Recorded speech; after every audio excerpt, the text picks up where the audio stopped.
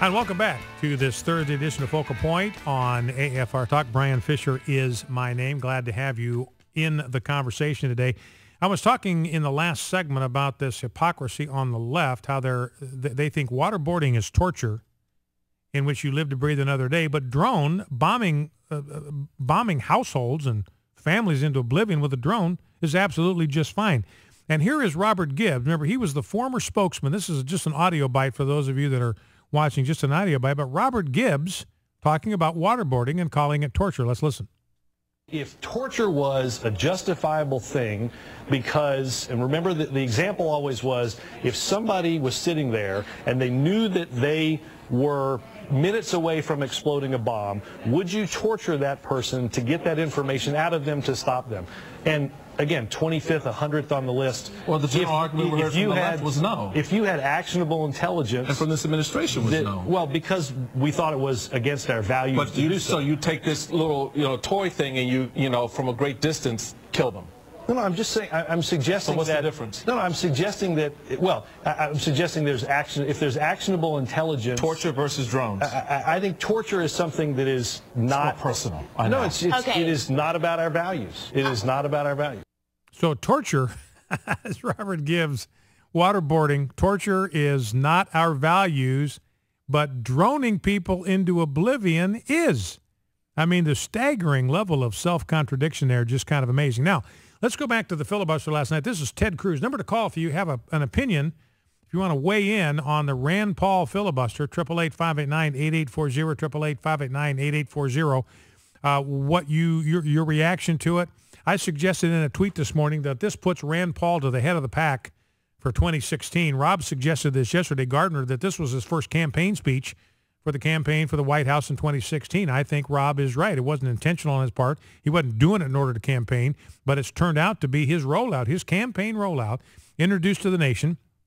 You know, Jeff told me that last night C-SPAN was getting the highest ratings it's ever gotten in history.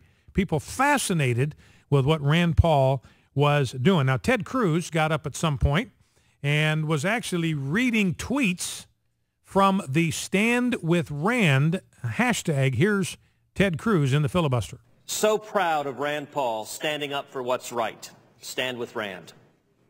Rand Paul, a reason to be proud of your elected representatives again. Keep going, Rand. Proud of Senator Rand Paul and all who have joined him in this effort. Stand today with Senator Rand Paul. So happy with Rand Paul right now. Someone finally using the system to aid, not usurp our rights. Rand Paul filibusters Brennan nomination. Over 4 hours now. Glad someone in the Senate has some spine. That was tweeted a while ago. Rand Paul is my hero today. A man with backbone. Today, Rand Paul is my hero. Kentucky Senator Rand Paul is a true constitutional hero in his filibuster against CIA nominee. So that's Ted Cruz reading tweets that people had posted to the Stand with Rand hashtag, indicating support all across the Fruited Plain. Now remember, what's significant about this, these people that are tweeting, these are grassroots Americans. These are not political activists. These are not lobbyists. These are ordinary Americans just like you and just like me, saw what Rand Paul was doing last night and stood up to cheer what he was about. Now, it's interesting. I mentioned again some of the folks that were involved in the filibuster. Let me repeat those names again. You had Ted Cruz. You had Marco Rubio. You had Mike Lee. Now, you had about 33 Republicans nowhere to be found. They either weren't there or they sat on their hands. So you got 12 that had the gumption and the conviction to stand up and support Rand Paul in this effort. Ted Cruz, Marco Rubio, Mike Lee from Utah, Pat Toomey, Pennsylvania, John Thune, South Dakota, John Barrasso from Wyoming, Tim Scott, South Carolina, John Cornyn from Texas, Jerry Moran from Kansas, Ron Johnson from Wisconsin, Jeff Flake, Arizona, and Mitch McConnell from Kentucky, and Saxby Chambliss from Georgia. Now also, and this is clip number 4, you also had Ron Wyden, who's a Democrat from Oregon. Now, Ron Wyden occasionally shows some common sense. He actually joined with Paul Ryan to propose a reform for Medicare that would make sure it's there for our kids when they hit 65. It's not going to be there for them right now, but Paul Ryan and Ron Wyden from Oregon came up with a plan that would preserve it, would make it financially viable. So he occasionally shows some common sense, and he did last night. He was the only Democrat to participate, join Rand Paul in the filibuster. Here's what he had to say. Executive branch should not be allowed to conduct such a serious and far-reaching program by themselves without any scrutiny, because that's not how American democracy works. That's not what our system is about. Our unique form of government is based on a system of checks and balances that will be here long after the current president and individual senators are gone. And sometimes from time to time the senator from Kentucky and I say we ought to have something that we call a checks and balances, caucus here in the Senate. And that those checks and balances depend on robust congressional oversight, and frankly they depend on bringing the public into this discussion as well, that there be public oversight. That's Ron Wyden, a Democrat, participating in this filibuster last night.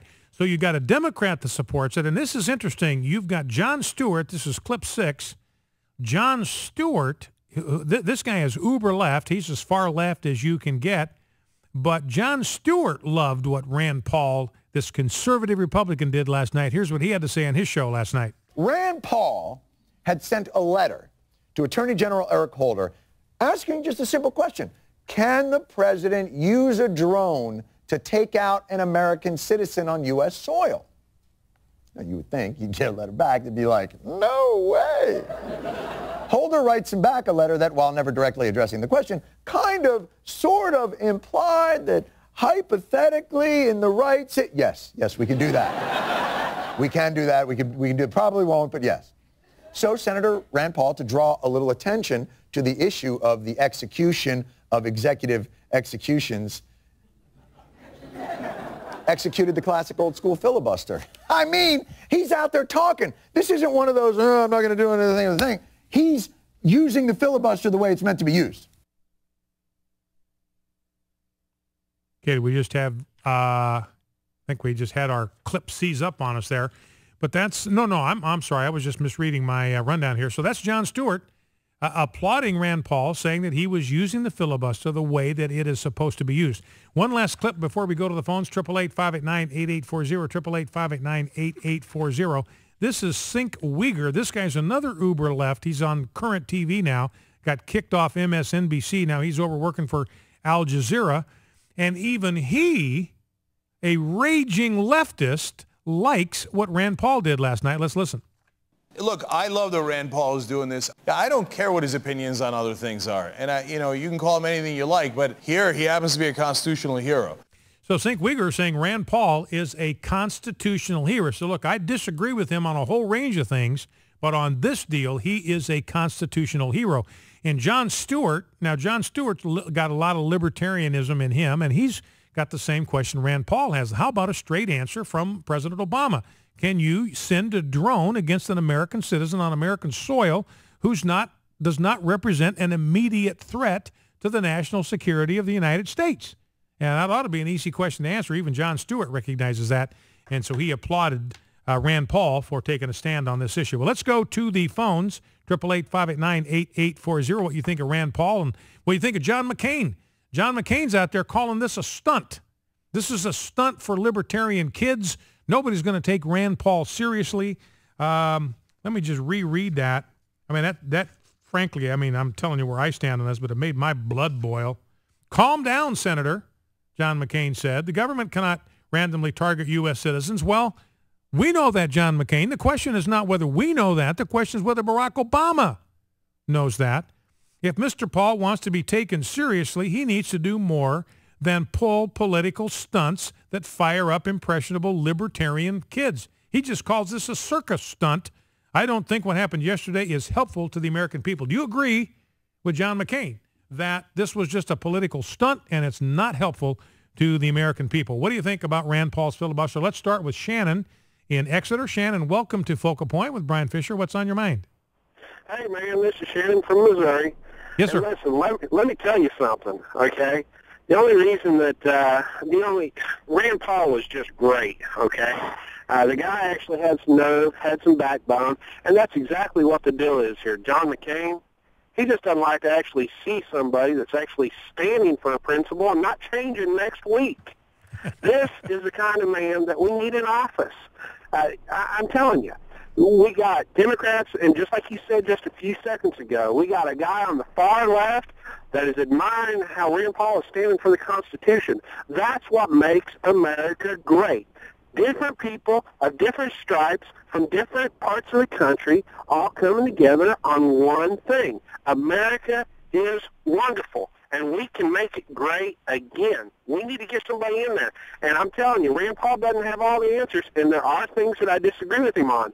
But, hey, he's got some of the most important things that count. And we need to start there and then let God raise up people that will fill in the gaps where Rand Paul might have some gaps. Well, God listen, bless you, my friend. Okay, appreciate that call, Shannon. Very good. And Shannon made a good point there. We played clips from Sink Wigger way over on the left, John Stewart way over on the left, Ron Wyden, who pretty far over to the left, and all of them enthused about Rand Paul.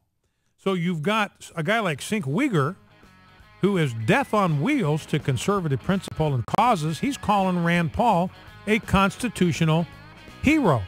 So, I played as many sound bites from leftists that like what Rand Paul did as I did from conservatives. Now, the point is this. Everybody says that if the Republicans are going to eat into the voting base of the Democrats, they've got to pander to all these people. They got to pander to them. And we say no. We say no. All you've got to do is articulate constitutional conservative principles and just articulate it and defend it, proclaim it, don't apologize for it, explain it, support it, illustrate it, defend it. This is exactly what Ron Paul did yesterday, and the left is loving him for it. So he is showing us the path forward. You don't back down from conservative constitutional values. You just declare them and articulate them, and the people will come. Focal Point AFR Talk.